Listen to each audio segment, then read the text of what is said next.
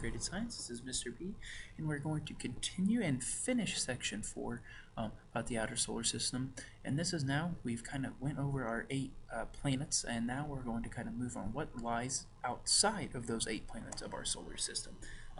So to start, kind of one of the hotly debated issues here is what is a dwarf planet? A dwarf planet, like a planet, is spherical or kind of a round ball shape and orbits the sun directly.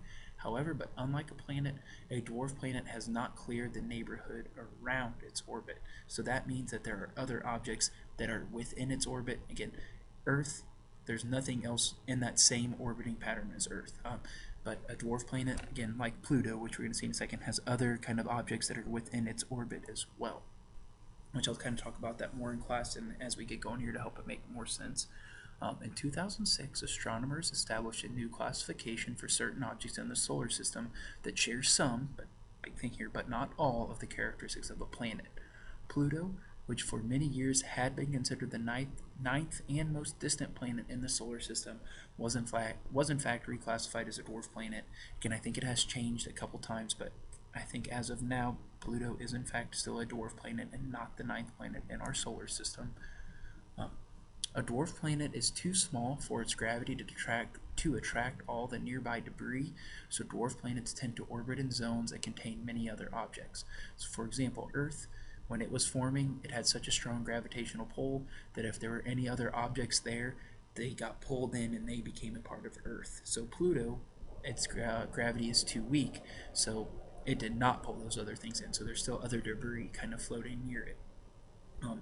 And to give you kind of an idea of the size, Pluto is in fact much smaller than the inner or outer planets. Its diameter is only about half of that of Mercury, so again, much smaller. Again, there's many moons that are bigger than that. The density of Pluto is similar to that of Triton, suggesting that it is a mixture of ice and rock that make it up. Again, so it's not one of the gas giants, again, a dwarf planet there. When it orbits around the sun, it's more of an elliptical or oval shape than those of the planets, and there are times in its elliptical shape that it actually is closer to the sun than Neptune is. So again, that just kind of gives you kind of just some background information about Pluto. And like Uranus, it also has a rotation on its axis that is tilted more than 90 degrees, so maybe something collided with Pluto early on to give it that tilt. Again, don't really know. And there's 3 moons on Pluto: Charon, Nix, and Hydra. Yeah, just to kind of give some characteristics of what used to be our 9th planet, but now the poor dwarf planet Pluto. Again, there is a space probe called New Horizons, which will reach Pluto and its 3 moons in the year 2015. So again, that's something. Again, we're now in 2018. Again, another chance for you to do a little bit of research to figure out if they actually did reach and maybe what they discovered when they did make it there finally. And there are other known dwarf planets, Eris, and then there's an asteroid Ceres that are classified as dwarf planets as well. They believe that many more solar system objects will be named dwarf planets once their shapes can be verified as being spherical. So again, the big thing there, you have to be able to have a round kind of spherical shape if you want to be classified as a dwarf planet. However, which I kind of alluded to this a little bit earlier, that not all astronomers agree on what defines a planet, and the classification of a dwarf planet may be subjected to further debate. So there could be a time where Pluto maybe is a planet again, maybe it's not, but again, it is an issue that is definitely not decided on, that people still have different views and opinions on. Okay, so that, again, dwarf planet lies within our solar system as well. Another kind of couple objects are comets and meteoroids, which we have mentioned before. Comets are dusty pieces of ice and rock that will partially vaporize when they pass near the sun, which kind of might give an appearance of a streak across the sky.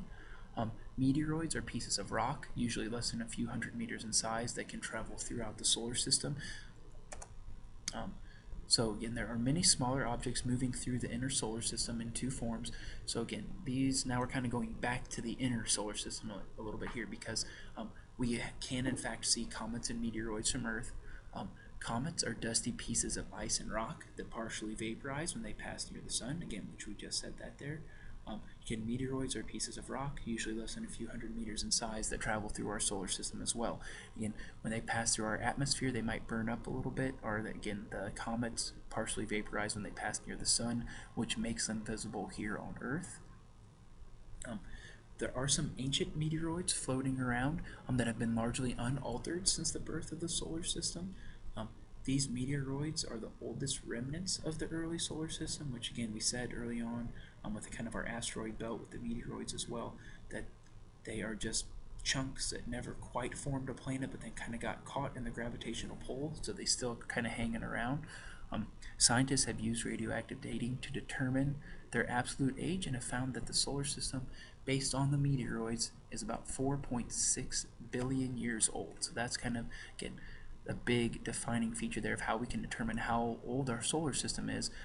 Again, using these meteoroids, again, that have, because some in fact have made it to Earth, we can say, again, give an absolute age, not an estimated age, not an estimate there, that the solar system is about 4.6 billion years old.